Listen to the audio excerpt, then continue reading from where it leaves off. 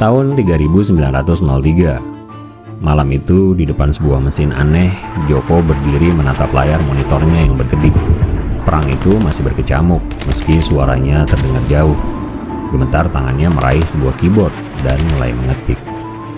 Dear Tukiem, entah apa yang ingin kutulis sebenarnya, tapi ini tepat setahun sejak aku kehilangan kamu. Masih tergambar jelas di kepalaku saat peluru yang merenggut nyawamu itu menembus jantungmu. Panci itu seharusnya tidak kau gantungkan di situ. Seharusnya itu adalah jantungku. Betapa beberapa derajat saja bisa mengubah hidupmu dan hidupku. Meski aku belum tahu bagaimana ini akan berakhir. Mereka berhasil merebut pertahanan kita di Batu Loka. Puluhan drone berterbangan di sekitar kamp pengungsian ini. Semoga kamp kecil ini bukan prioritas. Entah sampai kapan kita akan bertahan. Lubang komunikasi ini, seseorang menemukannya dan membolehkan aku menggunakannya. Entah berapa lama lagi akan terbuka. Ia tidak menjamin. Dear Mas Joko, senang mendengarmu dalam keadaan sehat, Mas. Meski begitu sulit kucerna.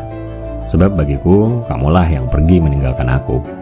Justru peluru itulah yang menembus jantungmu dan merenggut nyawamu, Mas. Bukan aku. Aku malah berlari sekencangnya. Maafkan aku. Tidak lagi aku menoleh ke belakang karena ngeri. Aku menyesal. Kenapa tidak kugantungkan saja panci itu di sana? Supaya aku saja yang pergi, Mas, bukan kamu. Dan ya, aku setuju soal itu. Betapa keputusan kecil dapat mengubah segalanya. Oh ya, aku baik-baik saja di sini. Beberapa perwira berhasil menyelamatkan kami hari itu dan menempatkan aku di sini. Hei Tukiem. Tadinya aku tidak begitu berharap kamu akan membalas pesan ini. Ada ribuan kamu yang punya cerita berbeda. Setidaknya ada 100 yang bahkan tak mengenaliku. Rasa haru, senang, bercampur heran terus terang, sama sepertimu. Sebab kenyataan ini tengah berjalan bersamaan dengan maya, atau sebaliknya, entah mana yang benar. Biarlah sesuatu itu mendefinisikan dirinya sendiri tanpa perlu kita tahu. Dan yang ku tahu sudah cukup. Kita berada di garis waktu yang berbeda, realitas yang berbeda.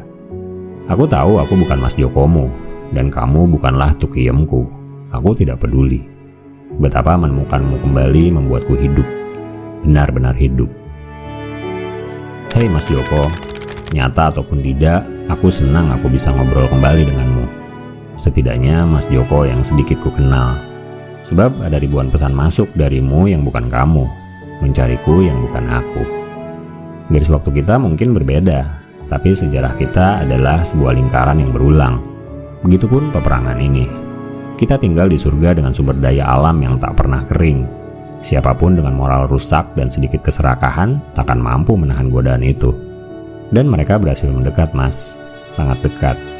Aku khawatir. Tukiem, sepertinya mereka menemukan tempatku juga. Kita semua terkepung di sini. Di belakang kita adalah tebing terjal yang sulit didaki. Tidak ada lagi tempat lari. Dan lubang komunikasi ini semakin tidak stabil. Aku berharap kamu baik-baik saja di situ. Oh ya, apa nama tempatmu? Camp tempatku bernama Mahameru. Aku punya firasat kita akan segera bertempur. Semoga saja keajaiban datang di saat-saat terakhir. Mas Joko, aku khawatir pembicaraan kita akan segera berakhir. Betul katamu, Mas, lubang komunikasi ini tidak stabil. Dan beberapa perwira mengabarkan hal yang serupa. Musuh telah berada di garis pertahanan terakhir. Oh ya, camp tempatku juga berada di sisi tebing yang sulit didaki. Entah kenapa aku merasa kita berada di tempat dan momen yang sama, meski berbeda garis waktu. Dan ya, camp ini bernama Mahameru. Sesaat mereka terdiam membisu, menatap layar monitor yang semakin lama semakin redup. Di kejauhan terdengar suara misil yang menderu di antara teriakan manusia dan suara senapan, seperti sebuah pertunjukan orkestra dan kembang api yang meriah, yang megah, yang merayakan kembali pertemuan mereka, sekalian mengantarkan mereka dalam sebuah perpisahan terakhir.